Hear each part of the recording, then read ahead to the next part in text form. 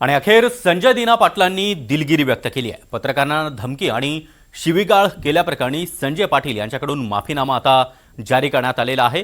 संजय दिना पाटील यांच्यावर सर्व स्तरातले पत्रकार तुटून पडलेले होते। त्याचबरोबर राजकीय नेते मंडळींनी देखील संजय दिना पाटील यांच्यावर जोरदार हल्लाबोल केलेला होता आणि त्यानंतर अखेर त्यांना आता उपरती आली आहे आणि संजय दिना पाटलांनी दिलगिरी व्यक्त केली आहे। दरम्यान संजय दिना पाटील यांनी आधी नेमकं काय म्हटलेलं होतं, कशा प्रकारे पत्रकारांना शिवीगाळ केली होती, धमकी दिली होती, ती आधी पाहूया आणि त्यानंतर त्यांनी कशा शब्दात दिलगिरी व्यक्त केली आहे तेही पाहूया।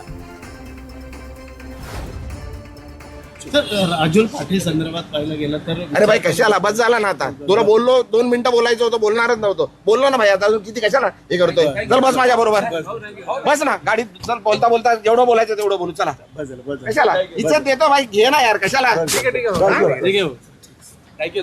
जरा माझं हे बघू नका तुम्ही, अति करताय।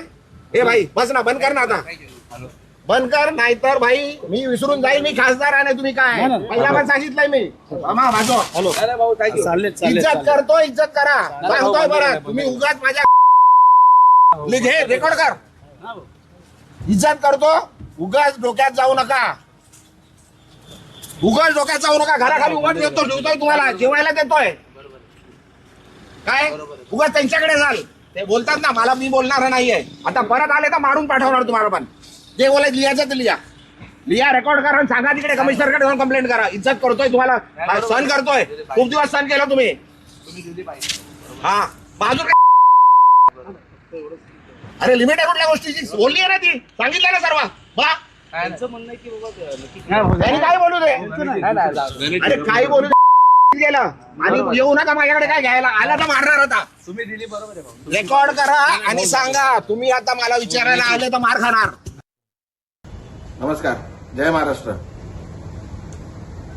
जो प्रकार माझ्यात आणि पत्रकारांमध्ये हा झालेला आहे त्याच्यासाठी मी मनापासून दिलगिरी व्यक्त करतो आणि हा प्रकार का घडला हे जरा आपल्याला सांगू इच्छितो। ज्या दिवसापासून मी शिवसेनेत प्रवेश केलाय त्या दिवसापासून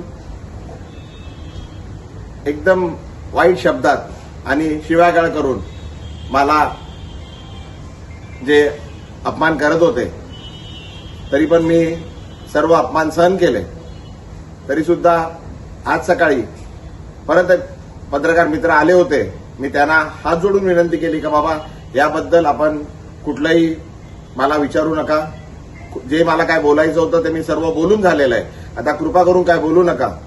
मी हात जोडून त्यांना विनंती केली, वारंवार मी सांगत आलेलो आहे का बाबा हे सर्व प्रकार हा माझा आहे, मला आपण जे शिव्या देतात आहे ठीक आहे, पण माझ्या परिवाराला, माझ्या मुलीला, माझ्या पत्नीला, माझ्या वडिलांना, माझ्या परिवाराला आपण जे वाईट बोलताय, शिव्या देतात आहे त्यापासून त्यांना जरा लांब ठेवा असं मी त्यांना वारंवार विनंती करत आलोय। तरी सुद्धा आज सकाळी पण पुन्हा एकदा माझ्या पत्नीबद्दल, माझ्या वडिलांबद्दल वाईट शब्द, वाईट गोष्टी सांगण्यात आल्या, खोट्या गोष्टी सांगण्यात आल्या आणि तरी ते पत्रकार त्याच गोष्टी परत विचारण्याकरता आल्या।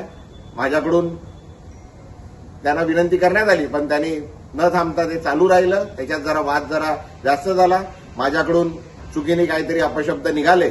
मी त्याकरता पुन्हा एकदा त्या पत्रकारांची आणि पूर्ण पत्रकार समूहाची मनापासून दिलगिरी व्यक्त करतो आणि ते का होतंय हे मी आपल्याला सांगितलंय। कृपा करून आपण मी जे केलंय, मी जे प्रवेश केलाय त्याच्यासाठी ठीक आहे, माझ्या परिवाराला, माझ्या मुलीला, माझ्या परिवाराला, माझ्या पत्नीला, माझ्या वडिलांना जे हयात नाहीये, माझ्या आईना आणि माझ्या पूर्ण परिवाराला याच्यापासून जरा लांब ठेवा अशी आपल्याला विनंती करतो। धन्यवाद, जय हिंद, जय महाराष्ट्र।